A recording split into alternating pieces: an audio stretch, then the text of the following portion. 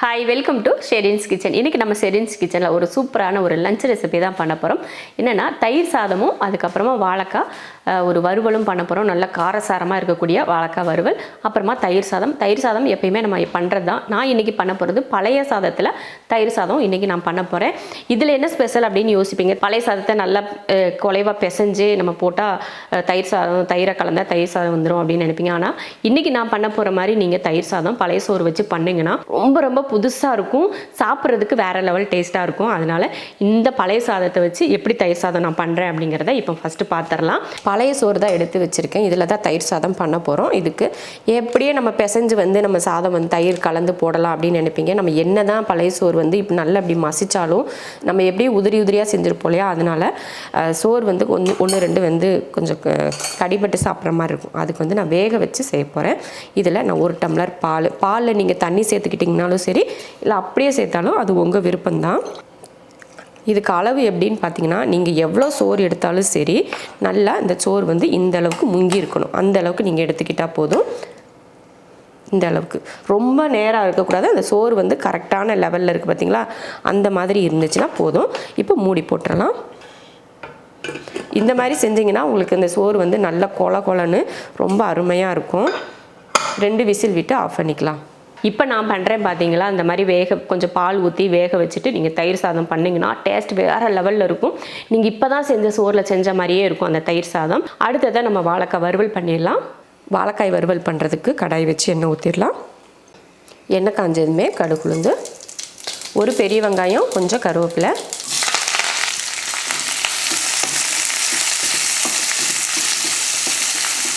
வெங்காயம் நல்லா வதங்கினதுக்கப்புறமா 1/4 ஸ்பூன் அளவுக்கு இஞ்சி பூண்டு பேஸ்ட்,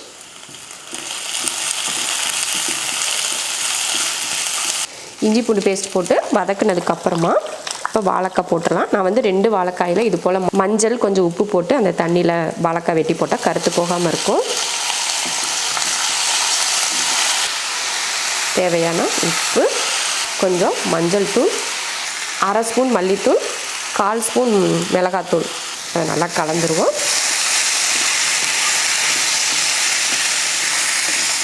நல்லா கலந்து விட்டதுக்கப்புறமா கொஞ்சமாக தண்ணி,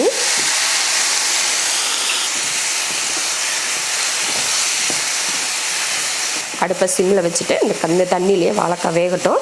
நம்ம இதுக்கு ஒரு மசாலா ரெடி பண்ணிடலாம். ஒரு மிக்ஸி ஜாரில் ஒரு 1/4 ஸ்பூன் அளவுக்கு சோம்பு, 1/4 ஸ்பூன் மிளகு, சீரகமும் அதே போல் 1/4 ஸ்பூன் இதை பவுட்ரு பண்ணிடலாம்.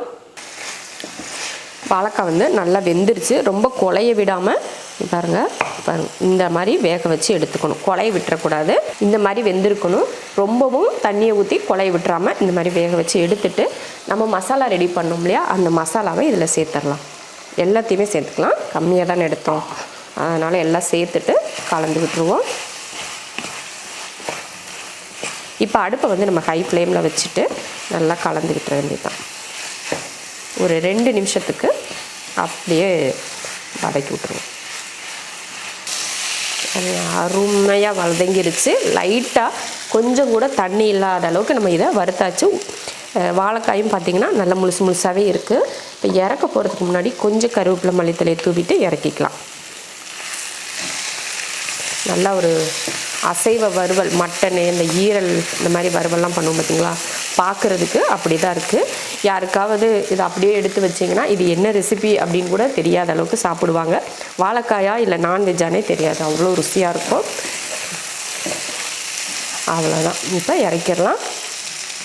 பாருங்கள், பழைய சோறாக இருந்தாலும் நல்லா எப்படி இருக்குது பாருங்கள், இந்த மாதிரி தான் இருக்கும். நம்ம நல்லா கலந்து விட்டோம்னா நல்லா கொலன்னு ஆகும். நம்ம வேக வச்சிருந்த சோறு நல்லா ஆறிடுச்சு. இதில் நான் ஒரு 200 மில்லி அளவுக்கு தயிர் சேர்த்துக்கிறேன். இப்போ கலந்துருவோம். நல்லா கலந்ததுக்கப்புறமா தேவையான அளவுக்கு உப்பு சேர்த்து இதையும் நல்லா கலந்துடலாம். நல்லா கொல. இப்போ தாளித்து ஊற்றிடலாம். ஒரு கடாய் வச்சுட்டு எண்ணெய் ஊற்றிக்கலாம். எண்ணெய் காஞ்சதும் கொஞ்சம் கடுகு பொரிஞ்சதுமே 1 ஸ்பூன் அளவுக்கு கடலைப்பருப்பு